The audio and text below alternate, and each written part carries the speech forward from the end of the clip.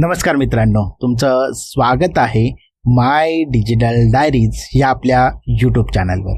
Hey my digital डायरीजचं Marathi channel आहे आणि तुम्ही पाहत आहात AI शब्दकोश ही मालिका. मागच्या भागामध्ये आपण पाहिलं LLM म्हणजे काय. LLM सोबतच आणखी एक शब्द तुम्ही नक्कीच ऐकला असेल, तो आहे NLP. हे दोन्ही एकच आहेत की वेगवेगळे आहेत? आज आपण तेच पाहणार आहोत. मग आजचा व्हिडिओ शेवटपर्यंत पहा आणि जर व्हिडिओ आवडला तर व्हिडिओला लाईक करायला, तुमच्या मित्रमैत्रिणींमध्ये शेअर करायला विसरू नका. आणि चॅनलवर जर तुम्ही नवीन असाल तर चॅनलला सबस्क्राईब करा. चला तर मग सुरू करूया आजचा भाग. आजच्या भागात आपण पाहणार आहोत NLP.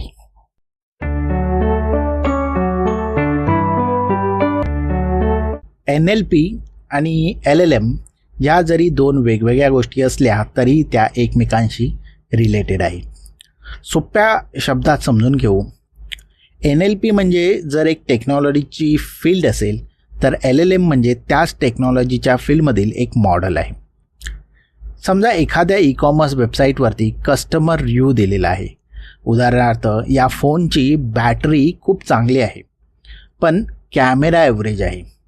जर आपण ट्रेडिशनल NLP सिस्टीम वापरली तर NLP काय करेल, त्यातले काही शब्द समजून घेईल. म्हणजे की बॅटरी चांगली आहे, चांगली याचा अर्थ हा पॉझिटिव्ह फीडबॅक आहे असं तो समजेल. तसेच एव्हरेज म्हणजे निगेटिव्ह आहे, याचा अर्थ हे मिक्स सेंटिमेंट असू शकतं. म्हणून NLP सिस्टीम फक्त एवढं क्लासिफाय करू शकेल की हा रिव्ह्यू पॉझिटिव्ह आहे किंवा मिक्स सेंटिमेंटल आहे, एवढं तो सांगू शकेल. पण या उलट जर आपण LLM वापरला, LLM काय करेल तर त्याचा कॉन्टेक्स्ट समजून घेईल. LLM तुम्हाला उत्तर देऊ शकेल की ह्या प्रोडक्टसाठी कस्टमरला बॅटरी खूप आवडते पण खूप जणांनी कंप्लेन केली आहे की कॅमेरा ॲव्हरेज आहे. म्हणजेच LLM फक्त क्लासिफाय करत नाही तर तो समजून तर तयार करतो. ट्रेडिशनल NLP जर आपण वापरत असू तर आपण रूल बेस्ड सिस्टीम वापरतो, स्टॅटिस्टिकल मॉडेल्सचा वापर करतो किंवा मशीन लर्निंग अल्गोरिदम वापरतो. या उलट LLMमध्ये वापरले जाते डीप न्यूरल नेटवर्क. शिवाय ट्रान्सफॉर्मर आर्किटेक्चरचा वापर केला जातो आणि खूप मोठ्या प्रमाणात दिलेला टेक्स्ट डेटावरती त्याला ट्रेन केलं जातं. म्हणूनच LLM कॉन्टेक्स्ट, मीनिंग आणि रिलेशनशिप खूप चांगल्या प्रकारे समजून घेतो. एक लक्षात ठेवा, जर NLP म्हणजे लँग्वेज टेक्नॉलॉजीची दुनिया आहे तर त्या दुनियेतला एक पॉवरफुल इंजिन म्हणजे LLM आहे. चला तर आता समजून घेऊया NLP म्हणजे काय आणि ते कसे काम करते. कधी विचार केला आहे का की कॉम्प्युटरला लँग्वेज कशी समजते?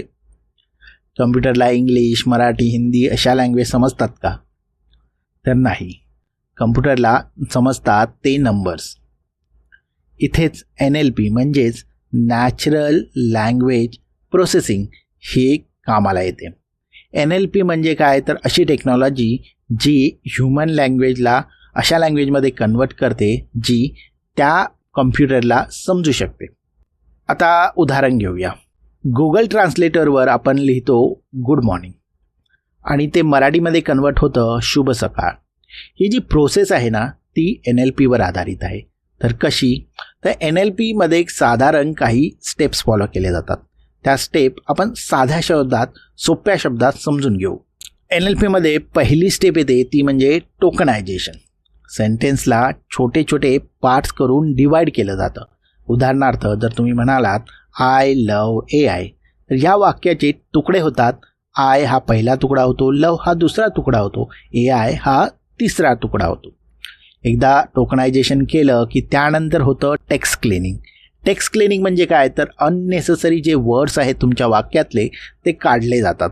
उदाहरणार्थ द्यायचं झाला तर I really love this product हे जर कोणाचं कमेंट असेल तर यातल्या महत्त्वाचे शब्द कोणते आहेत ते आयडेंटिफाय केले जातात. जसं की या वाक्यामध्ये महत्त्वाचे शब्द आहेत लव आणि प्रोडक्ट, त्यामुळे ते शब्द कन्सिडर केले जातात, त्याचं टोकन केलं बनवलं जातं. बाकीचे अननेसेसरी वर्ड हे काढले जातात. त्यानंतर तिसरी स्टेप येते टेक्स्ट टू नंबर्स. अर्थातच कॉम्प्युटर लँग्वेज समजत नाही, त्यामुळे टेक्स्टला नंबर्समध्ये किंवा वेक्टर्समध्ये कन्वर्ट केलं जातं. आणि शेवटची स्टेप येते मॉडेल ॲनालिसिस. मशीन लर्निंग मॉडेलला डेटावर ॲनालिसिस करून प्रेडिक्शन देते. उदाहरणार्थ जे सेंटेन्स आहे ते पॉझिटिव्ह आहे का निगेटिव्ह, युजरचा इंटेंट काय आहे, क्वेश्चनला आन्सर काय असू शकते. म्हणजेच NLPमुळे कॉम्प्युटरला लँग्वेज समजायला मदत होते. तिथूनच त्याची सुरुवात होते. NLP AIमध्ये इतके महत्त्वाचे का आहे? आता तुम्हीच विचार करा, जर कॉम्प्युटरला लँग्वेज कळालीच नाही, समजलीच नाही, तर AI बरोबर आपण कम्युनिकेट कसं करणार? म्हणूनच NLP हे AIसाठी खूप महत्त्वाचं कंपोनंट आहे. समजा तुम्ही कस्टमर सपोर्टवरच्या चॅटवर लिहिलं, माझी ऑर्डर अजून आली नाही. NLP सिस्टम लगेच ओळखेल की या युजरचा इंटेंट काय आहे, तर ऑर्डर स्टेटस क्वेरी आहे. आणि त्यामुळे सिस्टम ऑर्डर ट्रॅकिंग इन्फॉर्मेशन युजरला देईल. आता थोडं व्हॉइस असिस्टंट जर तुम्ही वापरलं, समजा तुम्ही म्हणालात की hey Siri set an alarm for 7 AM.